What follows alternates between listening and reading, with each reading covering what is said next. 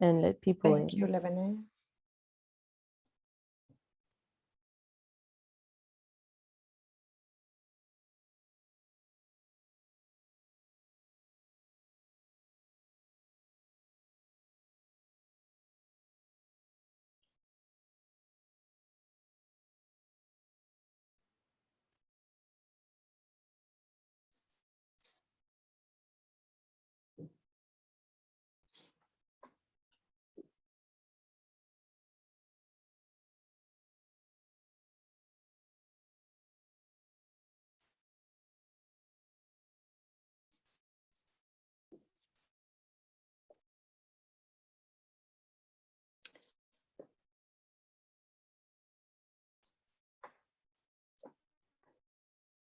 Okay, maybe we should start. It is 1 minute past 10.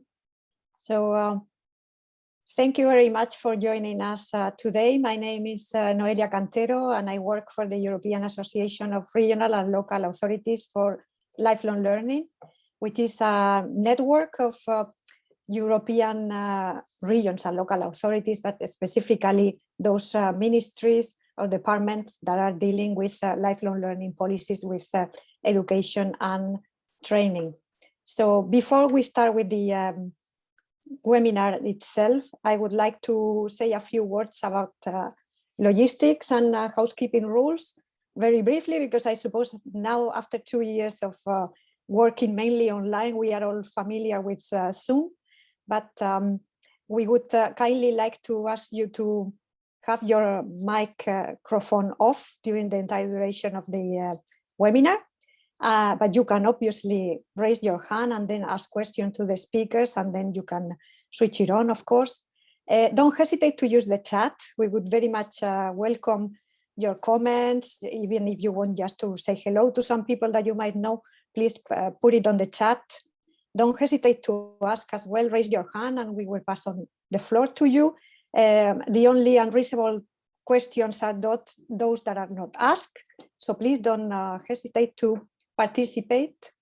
The webinar is also going to be recorded.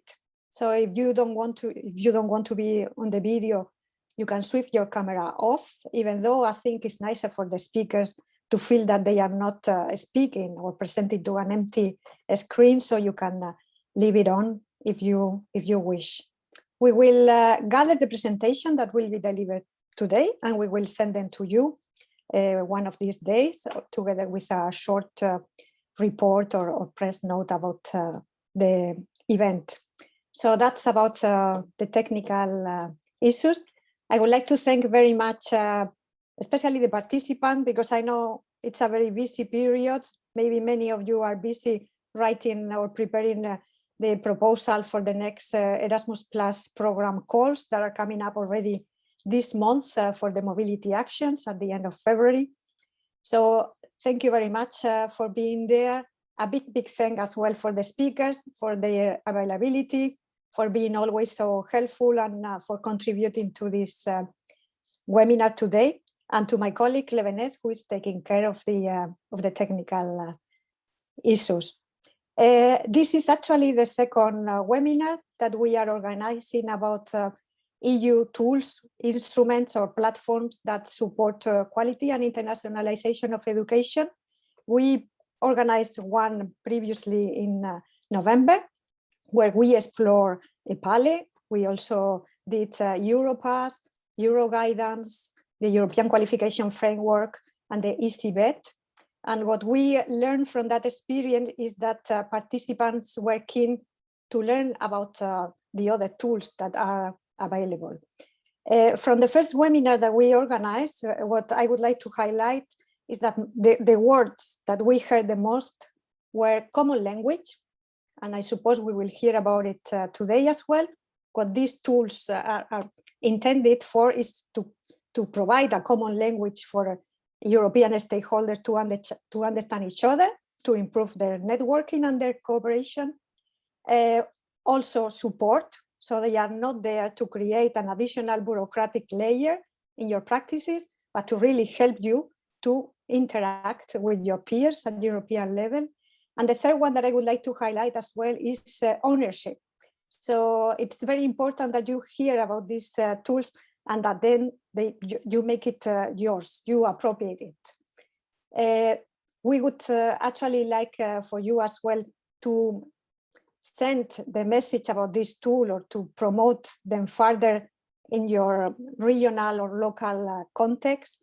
So because we all have the responsibilities on how to promote them further because yeah, you will agree with me that international cooperation is most important now with the pandemic than ever before. So I would just like to mention to end that this webinar has been an initiative of one of the working groups that we have in the EARLALL. It's a working group that is led by Borås municipality in Sweden on behalf of region Västra Götaland, also in Sweden, and that is led by Camilla Winter, that will supposed to be joining us at some point. The three speakers that we have today, they are all working for the European Commission, for DG Employment, Social Affairs and Inclusion. And we will be hearing today, as it's said in the program, first about the SELFIE tool and its new feature about work-based learning. Then we will hear more about the ESCO database, which is about skills, occupation and competencies. And finally, we will learn a bit about the European Alliance for Apprenticeship, which is very active at the moment as well. So without further ado, I would like to pass on the floor to the first speaker of today, Tim Schreiber, who is working, as I say, for the EMPOL, for the unit dealing with vocational education and training. He's a policy officer responsible for the skills for the green transition, innovation and digitalization, and also for higher vocational education and training. So Tim, the floor is yours. And for the participant, please don't hesitate to ask a question in the chat. Thank you, Tim. Thank you very much, Noelia. Thanks a lot for the invitation to present to you today SELFIE and its extension for work-based learning. I'm very happy to do so because I think it's extremely important that if we develop tools on EU level, that we also make them known across Europe and beyond, so that they actually can be used by the end users and practitioners. I will give you an introduction to the SELFIE tool as such, and then also to its extension for work-based learning, for which I am the project lead in DG Employment. Before I look in more details at these tools, let me give you a bit the bigger background. Why did we develop self-reflection tools in the area of digitalization? Well, first of all, because we see that there is still a significant share of EU adults who do not even have basic digital skills. 42% in 2019, that's the latest figure. Now, when we talk about basic digital skills, we mean, for example, sending an email or participating in a video conference like we do today. So really basic digital skills. And we see that both the labor market, but also society as such are digitalizing at such a high speed at the moment that it's really important also from a point of view of inclusiveness to equip people at least with these basic digital skills. That's why we set at a high political level an EU-wide target that by 2025, 70% of European adults, meaning those aged between 16 and 74 years old, should at least have basic digital skills. And by 2030, 80% should at least have basic digital skills. Now, if you compare the number I cited before, the 42% that do not have these basic digital skills, we have to reduce this to 20% within 8 years now. So we really see that there is a big challenge for the whole education and training system, and especially for VET, because we see that, of course, the COVID-19 pandemic has accelerated this trend. We saw across the board in education and training that there was a massive shift to online technologies, to remote connections, to online webinars like we have them today. But we also saw that the VET sector was particularly affected by this, also because of its work-based learning element. So the fact that parts of VET training often take place in companies, and there it was even more difficult to implement digital learning technologies. Now, we also have made very clear in our EU policy documents that guide our actions in the field of vocational education and training, that it's important that especially vocational education and training supports the digitalization. both the equipment of learners with digital skills, but also the use of digital technologies in the provision of it, and amongst others through European self-assessment tools. And SELFIE is the most famous and the most used self-assessment tool that we have developed on EU level to support digitalization in education and training. Now, first of all, let me talk about the SELFIE tool as such. SELFIE was launched in 2018. It's a self-reflection tool designed for schools to assess their use of digital technology. And the idea behind this is that there are 3 different questionnaires: one questionnaire for school leaders, one for teachers, and one for students, to gather really the different perspectives of school community actors and their views on how well or not so well digital technologies are used in the provision of education and training. It's a tool that it's very easy to use. You can run it on any device, smartphones, tablets, PCs.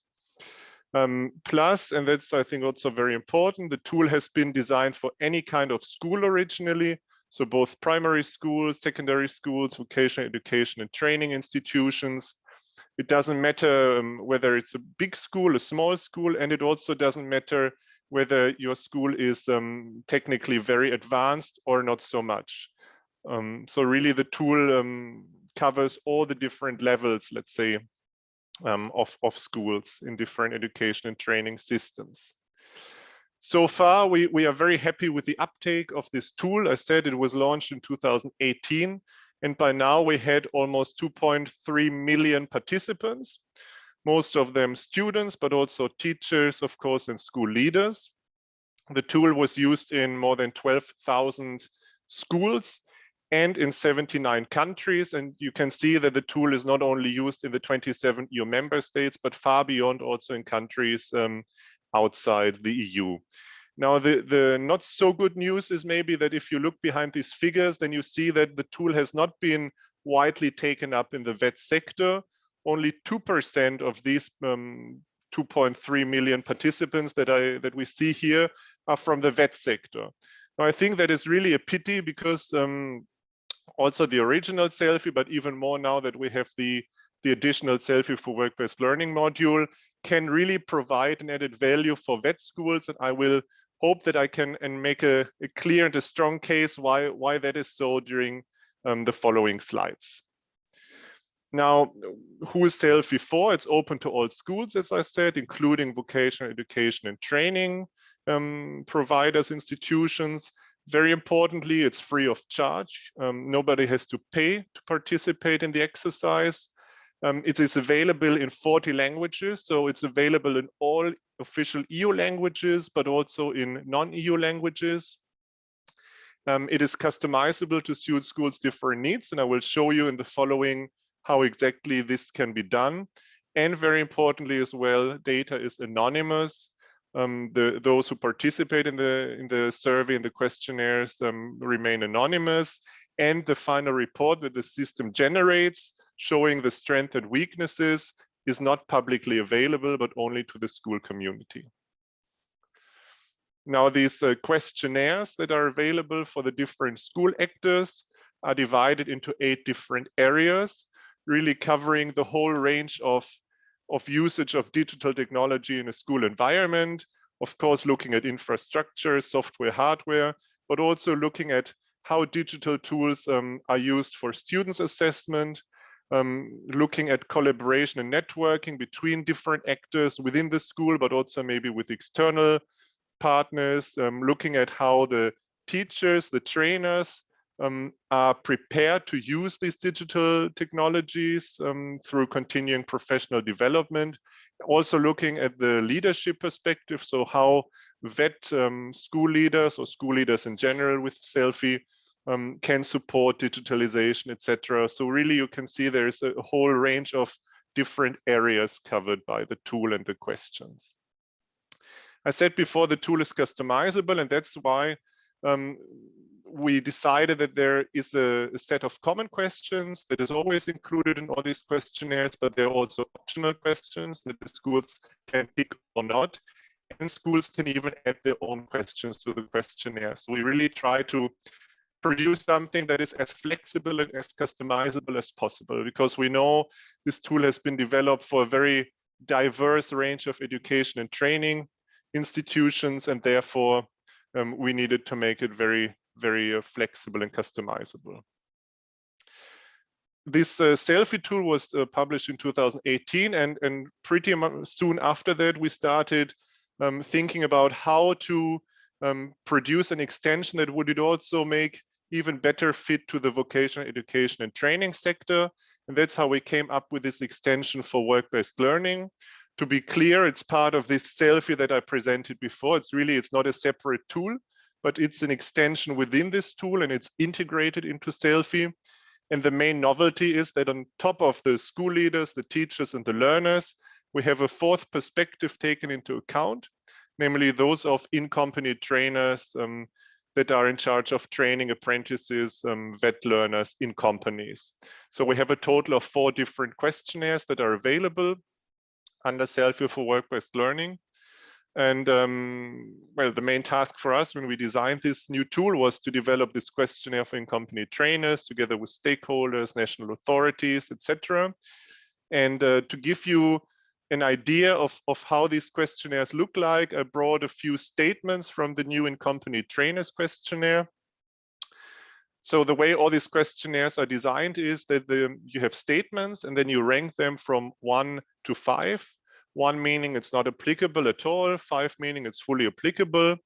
And here, for example, in-company trainers are confronted with a statement that in our company, there are digital devices for me to use for training. So here we talk about hardware, digital devices in the area of infrastructure and equipment. And then the in-company trainer ranks, okay, I don't have any digital devices to use for training, so it would be 1. I'm fully satisfied with the digital devices that I have that are available, so I would put a 5. Another example is from the area of network and collaboration. As a company, we are involved in the development of the school's digital strategy. So here it's about the cooperation between the schools and the training companies. And a third example from the area implementation in the classroom, I use digital technologies to foster students' creativity.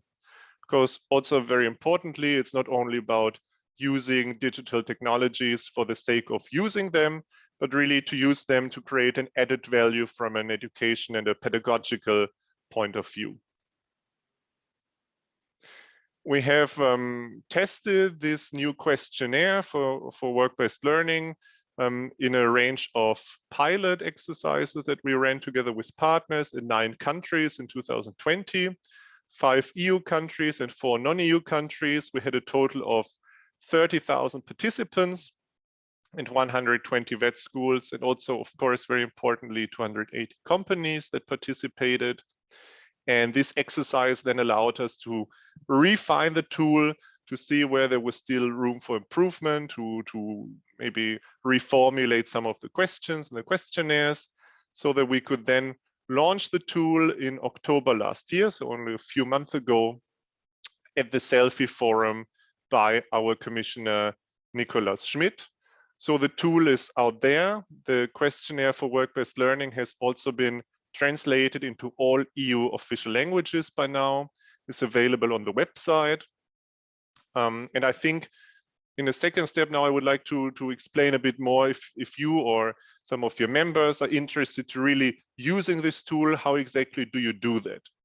So very importantly, both for SELFIE and for SELFIE for work-based learning, the schools that want to participate need to decide on a school coordinator, someone in the school who sets up this exercise, meaning registering the school in the website, setting up the questionnaire, deciding, as I showed before, which questions should be kept in the questionnaire, which of the optional questions to select, maybe which questions to add, and also decide who participates from the school community, and in the case of SELFIE for work-based learning, also from the training company side. Then you receive an automatic link, which then needs to be sent to the different actors, to the school leader, teachers, students, and in-company trainers. So this position, this role of a school coordinator, I think it's very important. And this is then also the person who has the biggest workload when it comes to implementing this exercise. If you are a vet school and you would like to use the new SELFIE work-based learning module, I put a few concrete steps to explain how to do that, where to click, which boxes to tick. So I think this is more for after the presentation. If there's really a school that decides to take part in the exercise, then has these very practical questions. You have here the link and you have here the concrete explanations for that. Now, I think I need to make very clear, and I'm almost at the end of my presentation now, that participating in this SELFIE exercise is only one element, of course, that is part of a bigger process of digitalizing education and training. And therefore, I also wanted to show you here what we think is an ideal, typical process, which starts with setting up the self-reflection exercise, as I said before, the school coordinator, registering the school, picking the questions, sending the links to the different school actors. Then in a second step, everyone is participating, you receive the responses, you receive this internal report, which is automatically generated by the system, which shows you in which of these 8 areas that I presented before, your school community is particularly strong and where you have more weaknesses.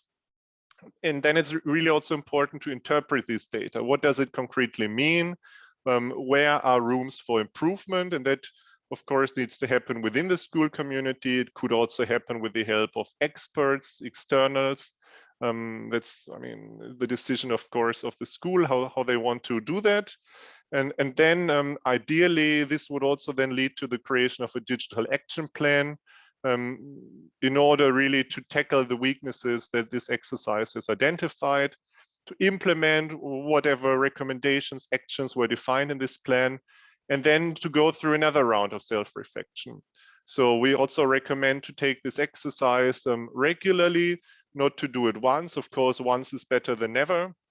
But if you can, let's say after a year, you again run this exercise, you have different actors filling in the questionnaires, then you really are able and in a position to see whether you made progress or whether maybe you even got worse in some areas. And last but not least, some key messages that I wanted to pass across here and that I would also like you to pass across to your stakeholders, because I think this event is extremely important to pass the message and also to reach some people like you who can then pass the message again to the actors really in the schools or on the ground. So firstly, participating in SELFIE helps you to understand where you stand. As you saw before, it's the starting point of a process, but SELFIE does not decide whether actual change follows and whether these identified weaknesses are tackled. That depends, of course, on the vet providers, on the willingness of the actors involved, on the training companies, also on the context factors, maybe the ministries, if there are some support programs, frameworks in place. SELFIE for work-based learning in particular can help stimulating dialogue between the schools and the companies because of the fact that both sides participate in the exercise, and the final report will also show an overall result for both parts of the training process. So it is also an opportunity for the vet schools and the training companies to sit together and to jointly discuss how to improve whatever weaknesses were identified. It's clear that especially for the school coordinator, participating in this exercise creates some short-term extra workload. Not a lot, as we heard from those who participated in the pilots, but clearly it's on top of the regular task that anyway teachers have. But we think that the long-term benefits of participating in the exercise outweigh this short-term extra workload because it can really trigger a change process. But that's also important that there is some concrete follow-up after the exercise and that schools do not just participate in the exercise for the sake of participating, and then this report that is generated then remains unused and there is no further change triggered. And last but not least, promotion is key. Obviously, that's also why I'm here today. I'm very happy to present the tool, because it's important that not only those vet schools and those schools in general who anyway are very advanced in terms of digitalization participate in such kind of exercises, but really that this kind of tool is broadly made known and rolled out. And I also offer, I'm very happy if you in one of your countries and one of your fora, you would like me to join for an event to present the SELFIE tool to other stakeholders. I'm very happy to do so, and I'm sure that that also you can easily get in touch with me, and I'm also happy to share my email address, for example, after my presentation. Now, if you want to learn more about SELFIE for work-based learning, I first of all, and it's actually a very good timing, I would advise you to join a webinar that we are organizing on the 22nd of February, only focusing on SELFIE for work-based learning. We'll have practitioners there who participated in the pilot exercises, who will share their experiences, and we will also have one of the developers there who will do a demo, so really go in the website, show how you register, where you have to click, etc. We are just at the moment finalizing the agenda for this, but I will share it with you once we have it ready in the next days. And I would really encourage you, if you saw my presentation, you think it could be something interesting, but you still have more questions, then this is certainly a very good event. And then there are also the links, of course, to the websites where you will also find more information if you have questions. Or as I said before, you can just contact me, and I'm also happy to answer to all the questions also after the event. So thank you very much for your attention for now, and yeah, looking forward to the Q&A part later. Thank you. Thanks a lot, Tim. Are there any questions for him right now? Any clarification that you would like to have at this moment? Thanks a lot, Tim, for your availability also after this event. So I think it's then important. I mean, I would just like to clarify, it has to be the initiative should come from the school establishment itself. Or maybe, I don't know, if it's probably the company or the in-company trainer that have heard about SELFIE, then that person can mobilize the school to then take on the SELFIE initiative, right? Yes, exactly. At the moment, it can only be the school registering the school community in SELFIE. But of course, if companies know about this exercise and inform the schools they cooperate with about it, then of course, this can also be a way. I think it's really about making this tool known. Doesn't matter from which side, but the official registration still has to happen by the school, yes. Okay.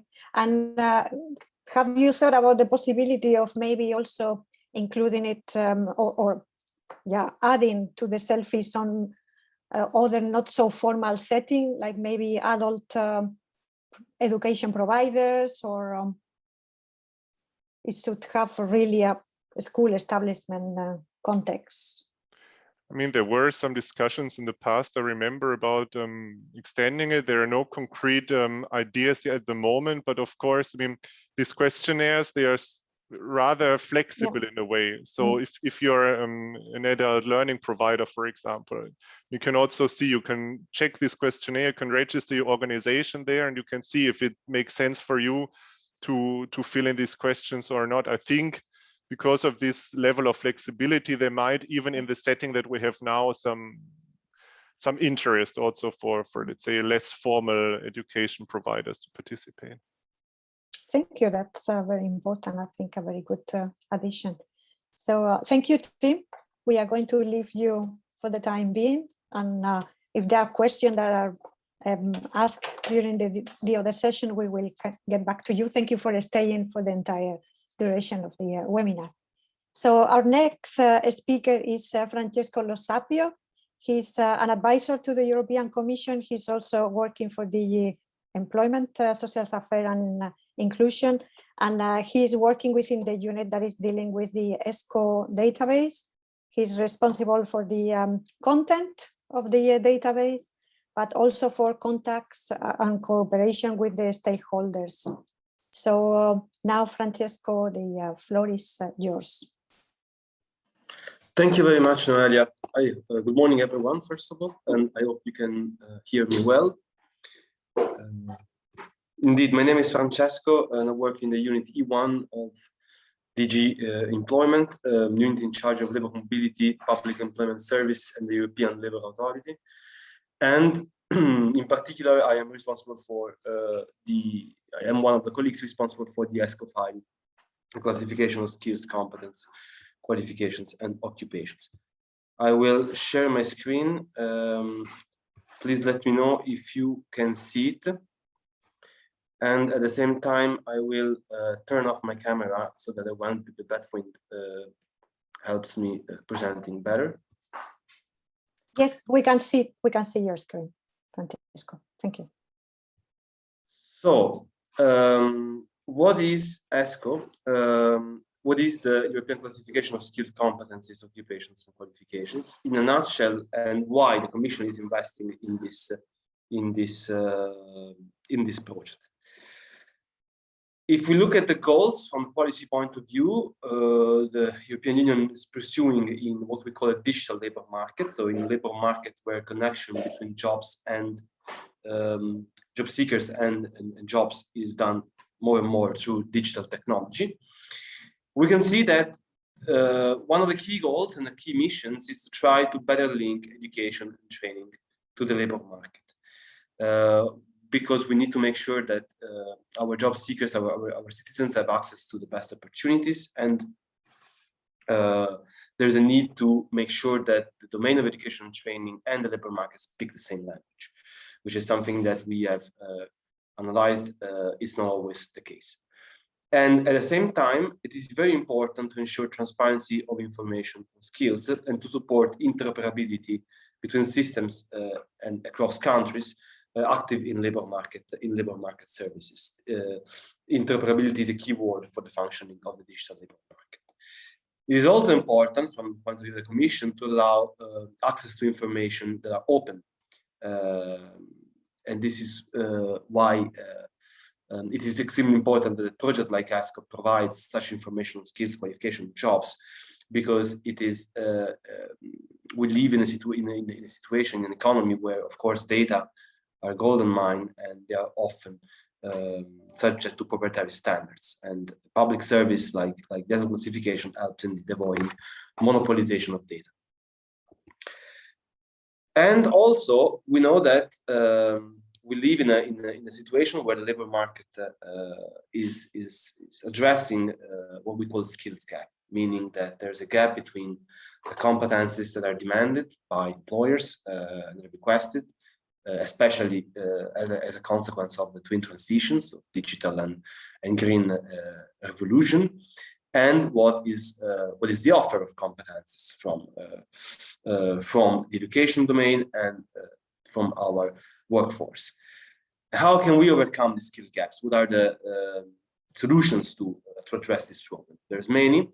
Mobility between European countries is certainly one, but also in the last decade we saw the increase of what we call competence-based job matching, meaning the idea that the matching between people and jobs is based and should be based on the competencies that the employer wants and the candidate is able to offer, rather than only the work experience in the past and the curricula per se. Transparency of information helps supporting recruitment, validation, and recognition of formal and non-formal and informal learning, and this is very important to allow to match people with the right jobs. As I said before, we should work to reduce this communication gap between education and employment, and also a field that emerged in the last 10 years is labor market intelligence, skills intelligence.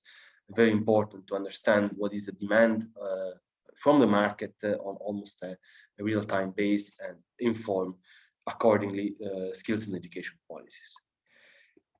And in this context, a and to support all these goals, one of the tools the Commission developed in the past year is indeed the Asco Classification, a common reference language between the education and the labor market domain.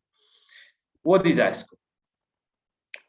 In substantially, Asco is a classification of occupational skills that includes right now, with the publication of the last version, 3,008 occupational concepts and almost 14,000, 13,800, 900 skills and knowledge concepts. And one of the specificity of the Asco project is that the classification relates occupations with competencies. The idea is that for each occupation that is relevant in the European labor market, so for each of these 3,000, more than 3,000 occupations, the Asco classification will detail the competencies that are needed to perform the job, so that it is clear what a person that is working in a specific profile, in a specific field, is able to do and knows. And by making this association between the jobs and the competencies, the classification is able to support indeed competence-based job matching by allowing services that perform matching between people and jobs to look at both skills and the description of the tasks of the occupation. This classification is therefore built up around these two pillars, and 3,000 occupations and 13,000 skills are available in 27 languages. The 24 European languages, Icelandic, Norwegian, and Arabic. ESCO works de facto as a dictionary. It's a description of terms that are relevant for the European labor market. The project began in 2011, and the Commission worked to create this classification, to build this classification in close collaboration with stakeholders and member states experts. In particular, in the early phase of the project, reference groups with sectoral expertise were set up, and including experts from the domain of education and training, industry, sectoral associations, social partners, national authorities. These experts met and worked to create the occupations and the skills concept in certain groups. An online consultation, a massive online consultation was organized to validate the work done by the experts and draft remaining occupational competencies in 2015. And the Asco classification was also created through consultation and implementation of a series of sources. In particular, national classification systems were taken into account with gap analysis exercise that was done between the ESCO draft version and the main national classification of occupations, but also job vacancies, reports from industry, research papers were taken into account when drafting the classification. This timeline shows the evolution of the project. The ESCO project went online in first version of ESCO, we call version 1.01, published in 2017. At the time, it included 3 pillars, not only occupational skills, but also the qualifications. The idea in the beginning was that ESCO could host a database of qualifications from the member states, which was then moved into the Europass platform in 2021 with the publication of the revised Europass. There was a launch event in 2017 where we could still travel and meet safely. And in fact, it was quite a success with 15 workshops and showcases and more than 300 participants. And as from 2018 to last year, Commission worked to improve the classification, improve the occupation, the skills and the knowledge, improve the terminology, the translation, apply changes required by our implementers, meaning the organizations that are using ESCO on the way the tool is offered. The classification is offered for free, is available for download in different formats. It's also possible to connect to the data through a service API, and the Commission also offers the possibility to install locally the APIs directly in implementer systems.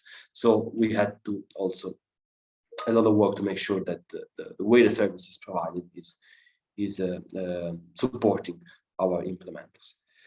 At the end of last year, and the Commission finalized the revision of ESCO, the new version, ESCO version 1.1, including updated reference language versions, supporting development of innovative technologies, in particular AI, and of course, including improvements based on content suggestions and structural challenges, such as, for example, the consequences of the pandemic in the labor market. The new version of ESCO was published in January of this year. And here you can see a specific focus of the new version of ESCO.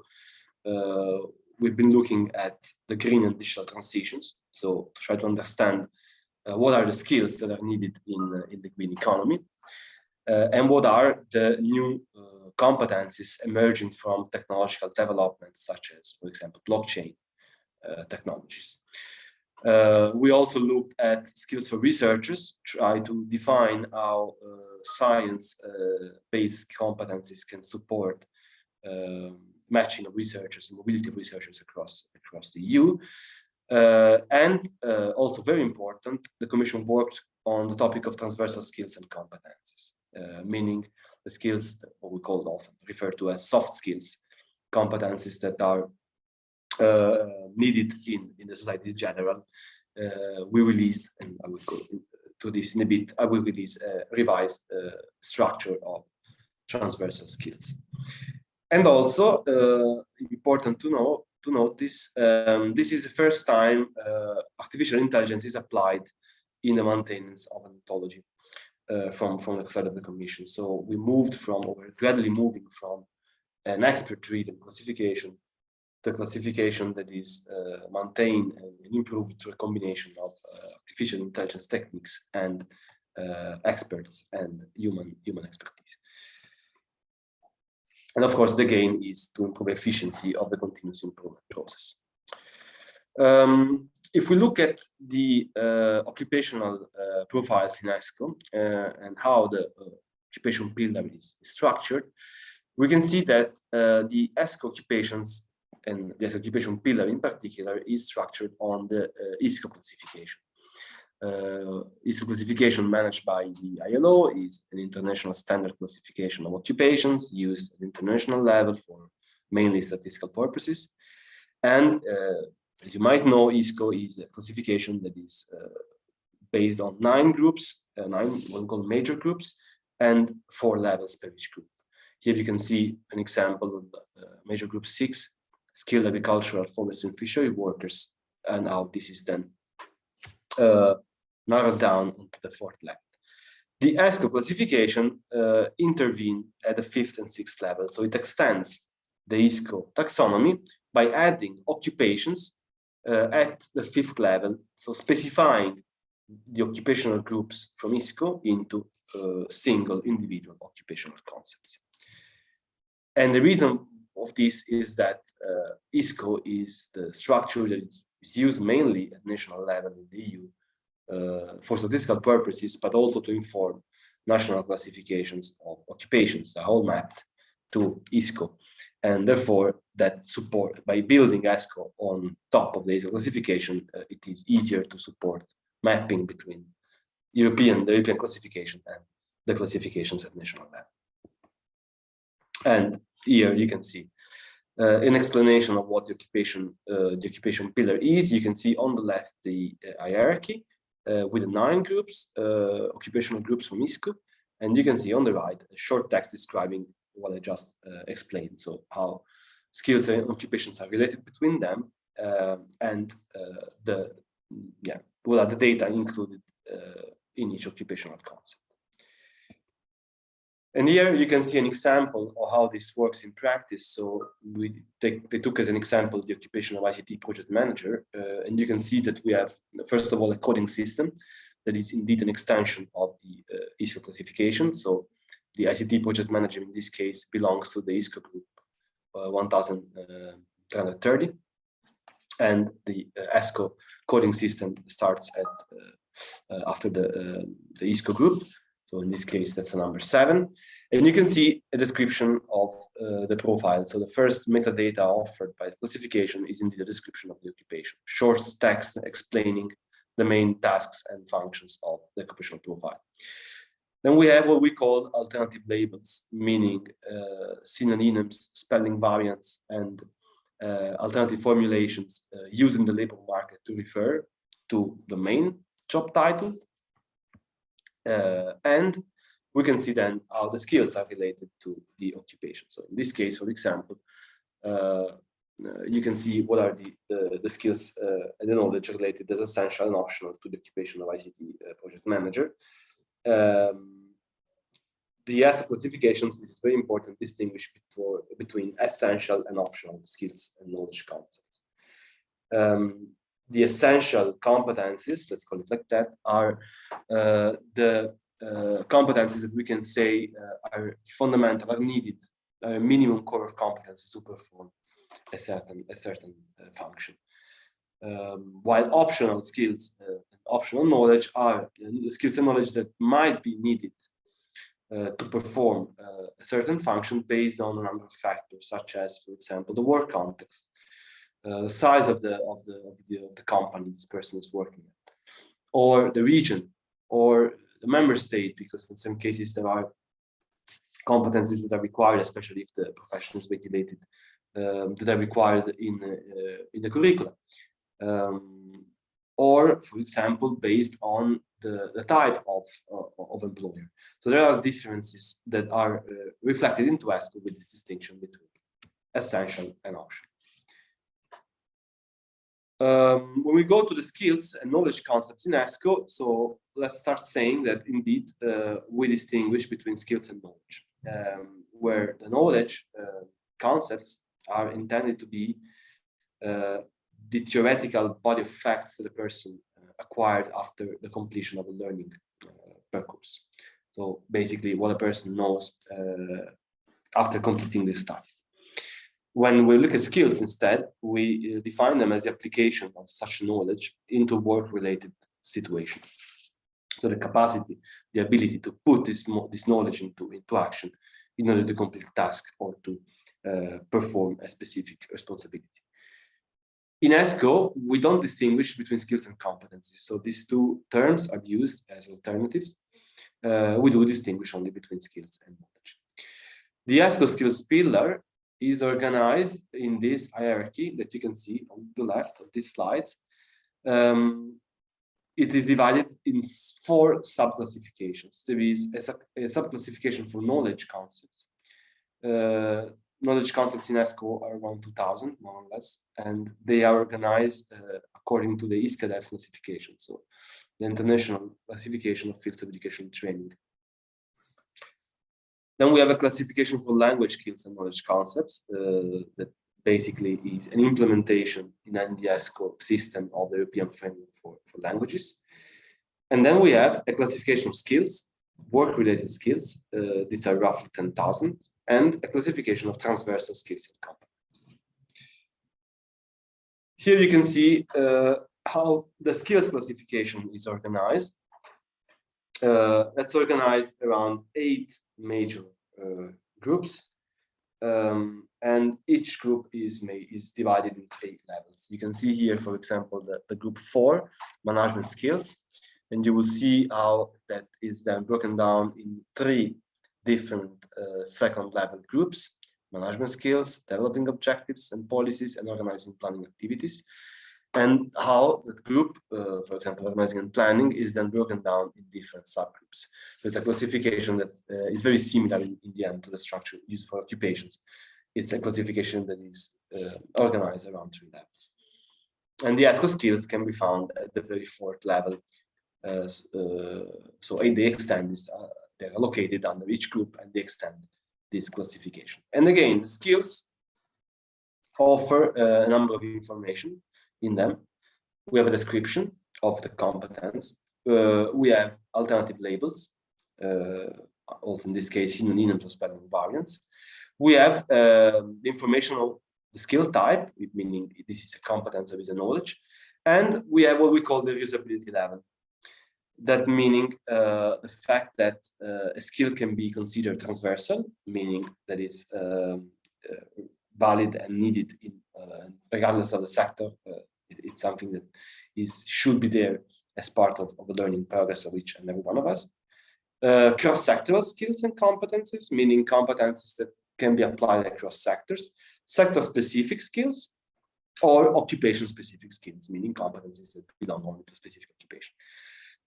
You can see below, in the field broader, narrower, you can see how the skills indeed are related between each other.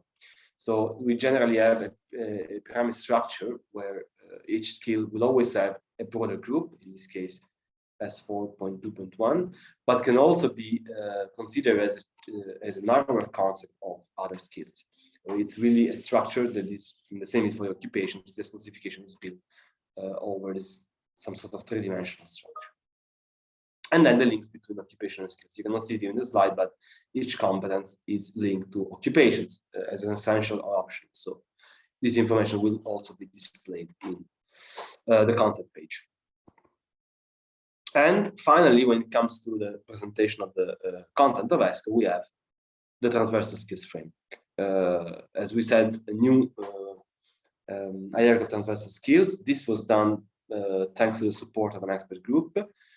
So it's relatively new. It's a hierarchy of transversal skills organized around 6 major groups. What we call the core skills, thinking skills, social communication, self-management, physical skills, and life skills and competencies, and 3 levels. So each level is then broken down in clusters at the second level, and then in labels at the third level. 95 transversal skills are now included in ESCO, and this is integrated, as I showed you before, into the skills hierarchy as a separate sub-classification of skills. And the idea of the work on over transversal skills is that the soft skills, and this is one of the results also of the analysis of vacancies that the Commission is doing and SELFIE is doing also in the OVATE project, transversal skills are more and more demanded by employers. They are really between the top competencies that are required. And we had to, we had already in ESCO the source of transversal skills that was organized substantially around the distinction between attitudes and values, and also adding things related to digital and social skills in the picture. But we decided to undergo a full review of this model and to focus, based on existing literature, on defining categories of transversal skills. And this is because there's a lot of literature available at international and European level on soft skills. There's many ways to refer to them. But what was missing, what we realized was missing, was a categorization structure, a reference structure that could be used and could be taken as a standard in the EU and outside the EU. And by designing these categories of life skills, for example, social skills, physical skills, self-management skills, and thinking skills, on top of the core skills that are clearly those that are basic skills for individuals, so working with numbers, speaking languages, and using digital applications, we could create a structure that can be indeed used as a standard point for discussing about soft skills and researching about soft skills. One thing we did also in the new version of ESCO was to look at the skills for the green taxonomy. That's an action of the skills agenda published in the Commission in 2020. And of course, it's one of the topics of most interest right now in the labor market community. We used for defining green skills, we used a definition that was done by SELFIE in 2012. So we define them as knowledge, abilities, values, and attitudes needed to lead in, develop, and support a sustainable and resource-efficient society. And we can say that within the ESCO dataset, we can define 3 different types of green skills. Technical skills, meaning skills that are related to the mastering of green technologies, technical, specific to a particular job. cross-sectoral skills, meaning skills related to promoting sustainability, researching environmental friendly solutions that can be applied across sectors and across jobs, and then green skills related to environmental awareness and individual behaviors of citizens, so that are transversal per se. And so the ESCO version 1.1 offers a list of over 500 green concepts that you can download in the classification and consult. One thing, very interesting example in this one for the green skills and how we applied data science to the mentoring of the classification. To define this green skills list, the Commission applied a methodology that combines manual, human validation, and data science. So we had a three steps approach for labeling green skills. Human labeling was first applied, meaning that all skills in ESCO were checked against the definition, and a first list of green skills was manually identified. And then the Commission used machine labeling to look at what could be an alternative list of green skills. So we developed a classifier, help training our AI models on green and brown skills, and then we identified, based on labor market data, the skills that could be defined as green, and compare this data to the ESCO taxonomy to, let's say, generate a list of alternative green concepts. And then, of course, the two lists were compared, manual evaluation of differences was undergone, and that resulted in taxonomy, in the final taxonomy of skills for the green transition, that, as I said, includes more or less 500 concepts. And this is an example of how data science can support the maintenance and update and improvement of an ontology like the ESCO classification. How it is used, and I'll try to speed up a little bit with the time.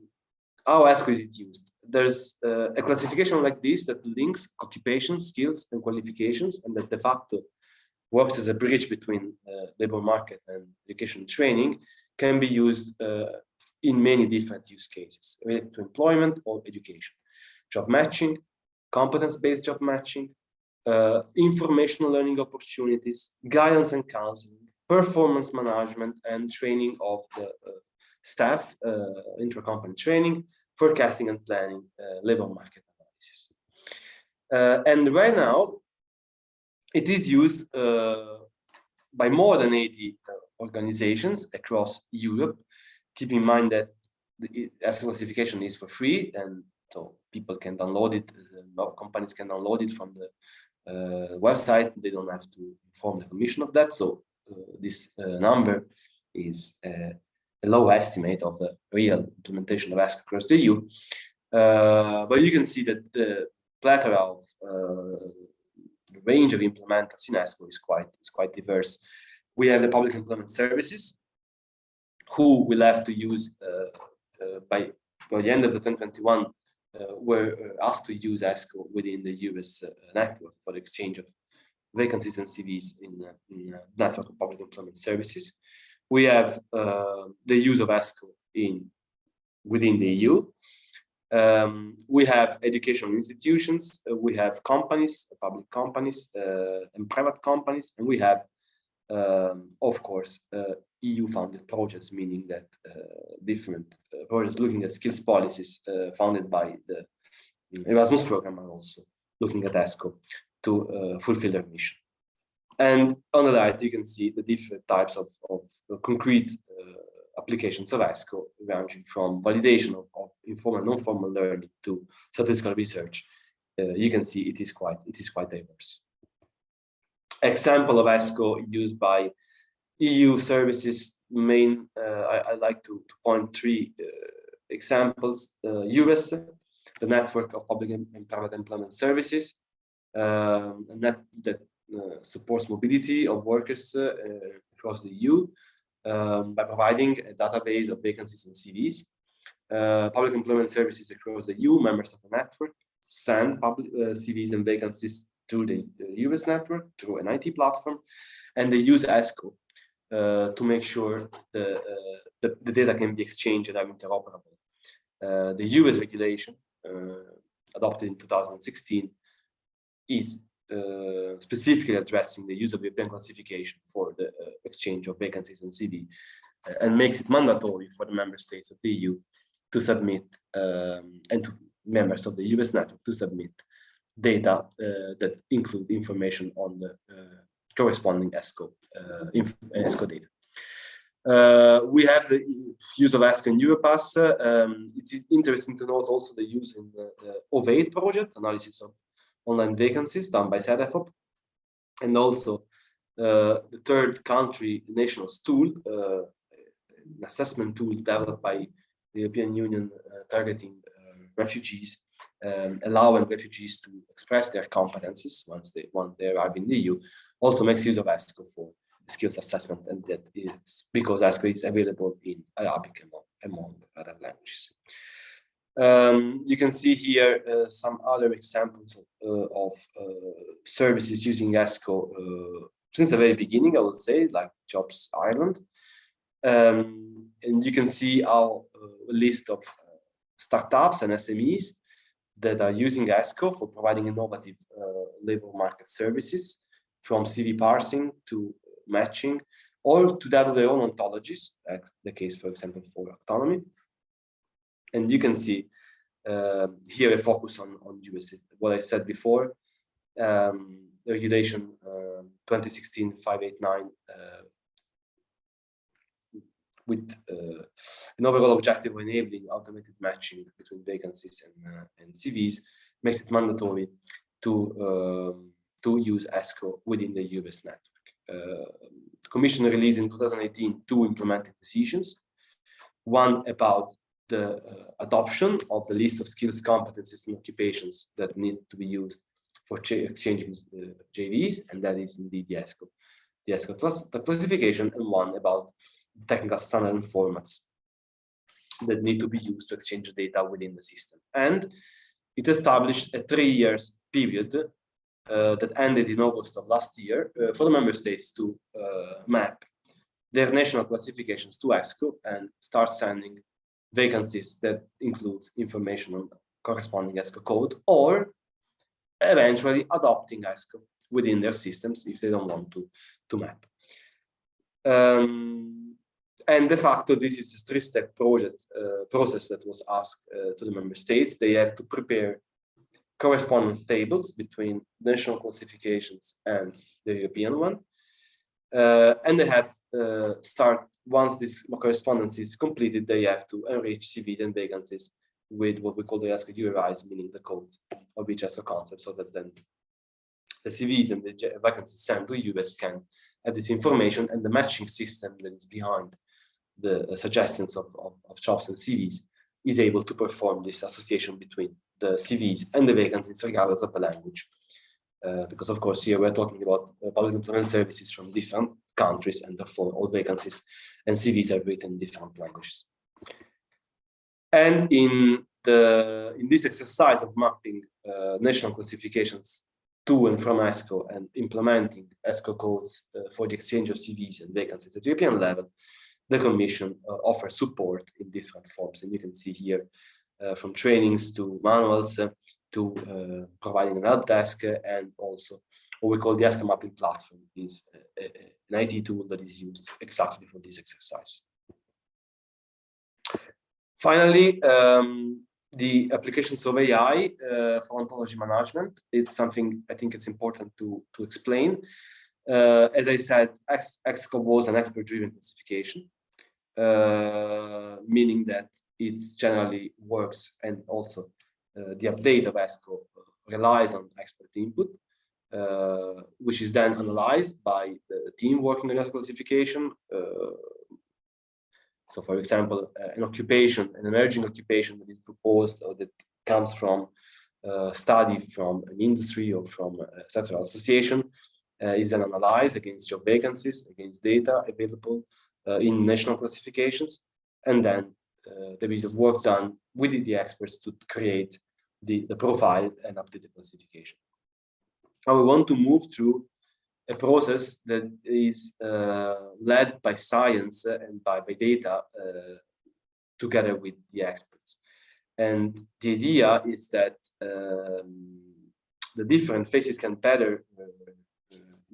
be better performed if the data formats are streamlined and if we receive structured input rather than input that is just free text and that is difficult for us to analyze. And by the analysis of this input, we can make use of the technology offered by AI to make sure that the input is analyzed against what is already part of the classification. So to make sure that there is really a need to integrate new competencies, new skills, new occupations in a classification that is already quite big.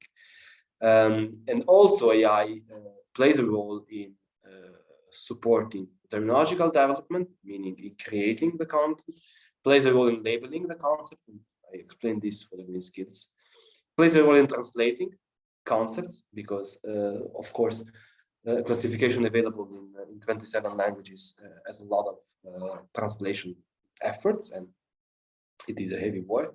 And of course, it helps establishing relations between the different concepts in the classification, so improving the overall data ecosystem of ESCO. This is all from my side, and I'm available if you have a question.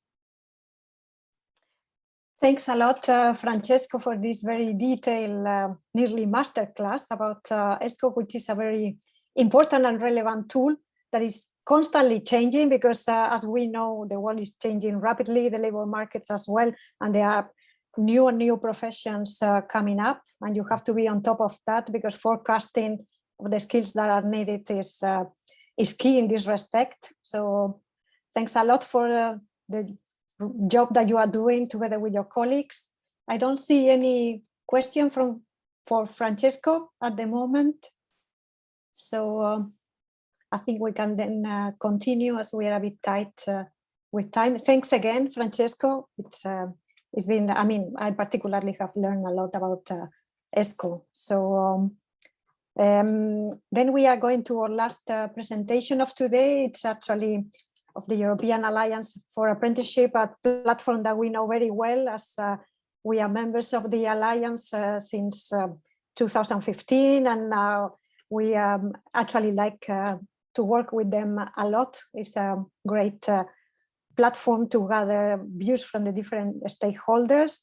We have today with us Kerstin Torsman-Hagen, who is a policy officer at the European Commission, the Employment Unit dealing with vocational education and training, and she's coordinating the roles of the European Alliance for Apprenticeship. So Kerstin, thank you for being here, and the floor is yours now. Thanks, Noelia. Good morning, everyone, and many thanks for inviting me here to present the European Alliance for Apprenticeships and its upcoming activities. And I will also mention a bit about the launch of the European Vocational Skills Week 2022. Next. To start with the European Alliance for Apprenticeships, it aims to strengthen the supply, the quality, the image, and the mobility of apprenticeships. And it is a multi-stakeholder platform for sharing experiences and learning from best practices. And since the launch in 2013, 38 countries have made national commitments under the Alliance. And this includes all 27 EU member states, all five candidate countries, all 4 EFTA countries, as well as Israel and Moldova, 2 partner countries that joined last year. Also, more than 370 pledges have been made by employers, trade unions, chambers, regional and local authorities, bed providers, youth organizations, and think tanks. They have pledged to provide more than 1 million apprenticeships to young people, but our last survey shows that they have managed to do even better. At least 750,000 apprenticeship places were created by our members in the 2019-2020 period in only 2 years. Next, please. The Alliance was reinforced in 2020 as part of the Youth Employment Support Package to give a boost to apprenticeships across the EU through a specific focus on 6 priorities. These priorities are promoting national coalitions, supporting SMEs, reinforcing the involvement of social partners, including at sectoral level.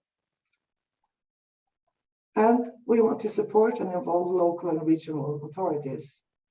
And we are very happy with the close cooperation with EARLALL, as Noelle also mentioned. We're very happy to work so close with you. We also support the representation of apprentices in the member states. So we are calling for new commitments also on digital and green apprenticeships, and focusing on economic sectors that will be at the front of the transition to a climate neutral Europe. We will also, of course, address important horizontal issues such as gender, social inclusion, and the internationalization of it. Next, please. So we have an apprenticeship support service that contributes to strengthening our apprenticeship community.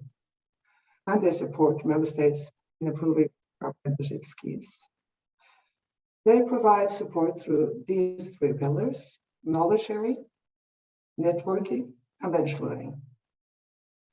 The knowledge sharing pillar offers quality check tools, knowledge and information about apprenticeships. This includes an online library of more than 350 resources, and we add new resources monthly. And online training modules, we have published 7 so far. They provide good quality, easy to access training for EAFA members. They are developed by veteran experts and explore specific aspects related to the implementation of apprenticeships, like, for example, going digital in apprenticeships or the role of social partners. We also have regular live discussions that are interactive events in which experts and stakeholders come together to address specific topics and to answer key questions from the audience. We have EAFA webinars that explore a variety of topics linked to apprenticeships through the participation of vet experts and the key stakeholders. The second hub, the networking hub, is to facilitate exchange of ideas and the development of cooperation amongst our members. And sadly, we haven't had any in-person events since February 2020. But in next month, we will resume, and I'll get back to that. We also have an online community, a LinkedIn group with more than 2,700 members, I think now, and it's steadily increasing. And finally, we have the bench learning hub, which is only for EU member states. It provides a structured process and approach to mutual learning among the member states on improving their apprenticeship schemes. So next, please. So what's new in 2022? First of all, I like to mention our former biannual survey will now be annual. And that is in order to get more frequent feedback from our members on how we can support them and continuously improve their lives. We need to get closer to. And next, we're excited about publishing our first podcast episode next week. We have planned a series of 4 episodes, and each of which will focus on a different topic. Yeah, sorry, I was in a conference.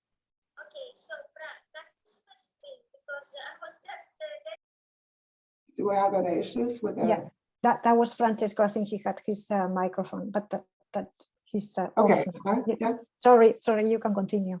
No, that's fine. So I just wanted to tell about the first episode of the podcast that we will be publishing next week, because we are joined by the European Commissioner for Jobs and Social Rights, Nicolas Schmidt, and he will tell us about the idea behind the European Year of Youth 2022 and how the EU is supporting member states in tackling youth unemployment. He will also address the benefits of apprenticeships, and he will explain the role of key actors in providing quality and effective apprenticeships across the EU. And the support service is also introducing a new interactive online networking platform. So even if we're resuming in person, we see the need to meet also more online, like bilaterally, or not only like having or speaking or presenting. So we would like our members to easier connect with each other online. We also have info session, and it will become a more regular occurrence for potential new members and for existing members. We had our first session last week for this year, and we invited our EAfA members to give their views on the Alliance 6 priorities, and there was also there. We also presented the upcoming events and activities for 2022. And finally, we will also, of course, continue delivering online activities and tools while resuming the in-person events. Next, please. So a bit more concretely in 2022, besides the 4 podcasts that I mentioned, we will arrange 2 webinars, one on apprenticeships and permeability, and one on apprenticeships in higher ed. We will have 3 live discussions. One is coming up soon, one on assistive technologies and accessible digital learning environment for persons with disabilities, and where, of course, the region will be represented. The next one will be on how social partners can support apprenticeships in harnessing the digital and green transition. And the third is about cooperative practices to support SMEs in participating in apprenticeships. And this is also, of course, a topic where we need regions on board. We will also produce 2 more online training modules, one on green apprenticeships, taxonomy, and competence framework. And you heard a bit about this already, but my colleague Tim, we met earlier, is an expert in this and will participate. And we also will have one on how to communicate about apprenticeships at the end of the year.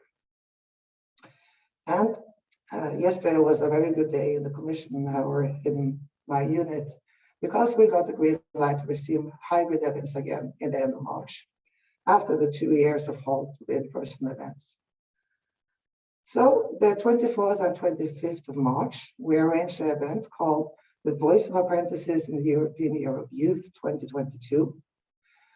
This is an EAfA event in cooperation with the regional government of Catalonia, the Fundación Bertelsmann, and the European Apprentices Network. And the registration for expression of interest should be open on our website today, or at latest tomorrow. The 9th and 10th of June, we'll hold a high-level event in Vienna called the European Alliance for Apprenticeships on Track. This is in collaboration with the Austrian Railways and under the umbrella of the European Year of Rails in 2021 and the European Year of Youth in 2022. We will, in the fall, we will arrange the 6th joint EAfA European Training Foundation regional seminar with the candidate countries and the EAfA partner countries, and it will be in Belgrade in September. And the last event of the year, we will invite our members to a EAfA get-together event in Brussels. It's for networking and fun, and for getting input on what our members would like EAfA to provide in 2023. So looking forward to that.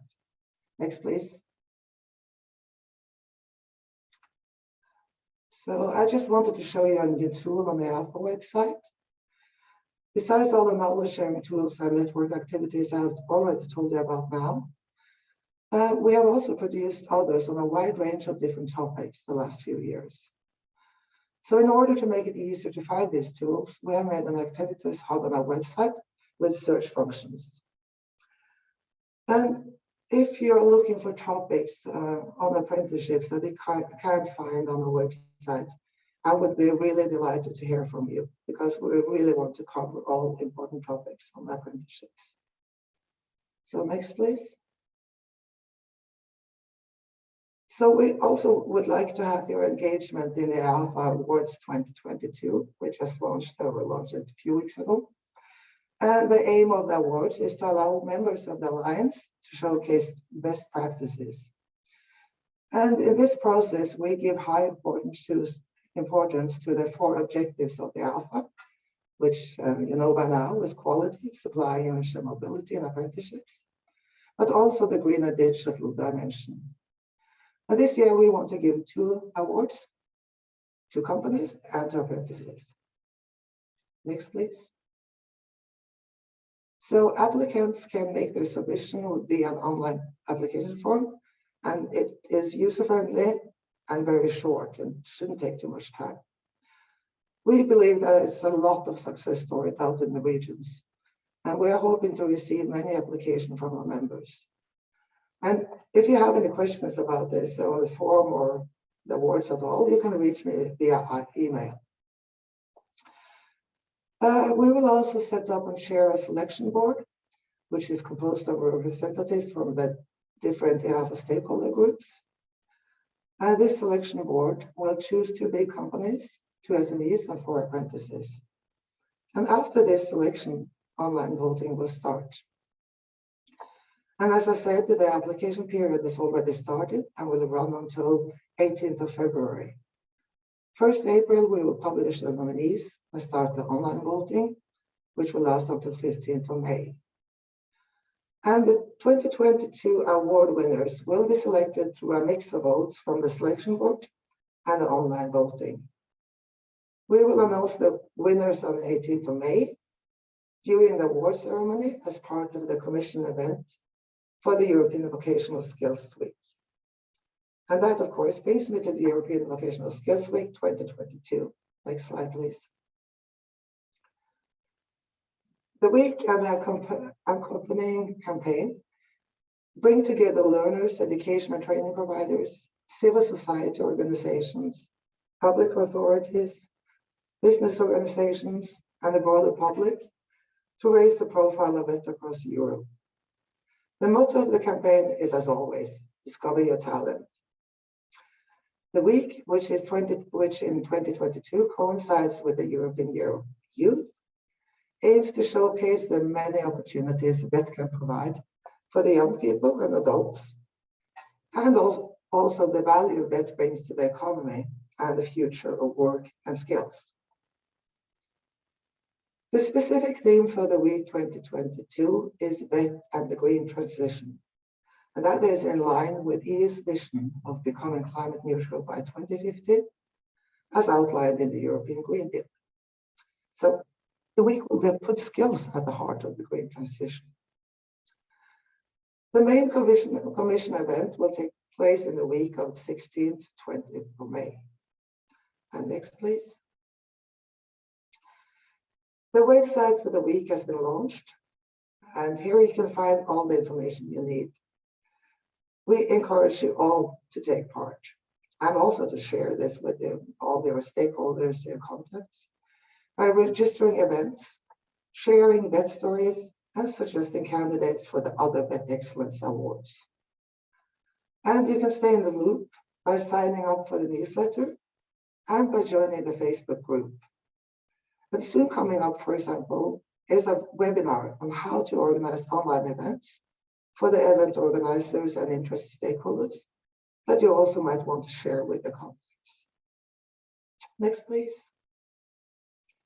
And in the final slide, I've added a collection of links where you can find more information about the EAfA, the week, and more. And I guess you will get this sent to you later. But don't hesitate to reach out to me either, like Tim, if I can help you with any further information. Many thanks for your attention. Thank you, Kerstin. I was wondering if in the context of the European Vocational Skills Week, do you still organize those local events that were happening in the past, or have they been transformed into those online events? No, we want the local events to connect to the week as usual, yeah. Okay, good. Yeah, oh yeah. And like it could be before and after, but also during. And then we have a digital hub where we will add the local events during the week. So very planning to have an event. Yeah, I mean, we can ask our member regions to actually label their events as taking place in the context of the Vocational Skills Week. Yeah, very good. And do you already know how the event is going to be run? Is it going to be physical or hybrid? It's not quite decided yet. Okay. But it will certainly be hybrid because it's we want to like include as many as possible into the week, and so it will actually, like if it's it will be either online or hybrid, not only in person, because we want to include people. Thank you. Any questions for Kerstin? Well, it was yeah, a very interesting program that you have presented. You will be very busy, I think, this year. Yeah. So no, there are no questions. Are there questions for Teams or for Francesco? I can only thank the three of you for this very interesting morning. I think we have all learned a lot. And I hope all participants have taken the message and will promote the tools, because this is probably the main part of having the tools available, is to use them and to promote them so that we can all improve our practices. I don't see any hand raised or any question in the chat. So I think we can put an end to the session today. As I anticipated at the beginning, we will gather the presentations and the recording, and we will send it to all the participants. From our side, we find these webinars very interesting for our members and for the stakeholders. So we will continue organizing this kind of dialogue with policymakers and with the EU institution, because it's somehow our responsibility to try to support organizations in the education and training initiative. So thank you very much for being, yeah, I think we are quite right with time. Thank you, team. Thank you, Francesco. Thank you, Kerstin, for today. We will be in touch. Thank you to all the participants for having followed, and see you soon. Have a nice day. Bye. Thank you. Bye. Bye. Thank you. Bye.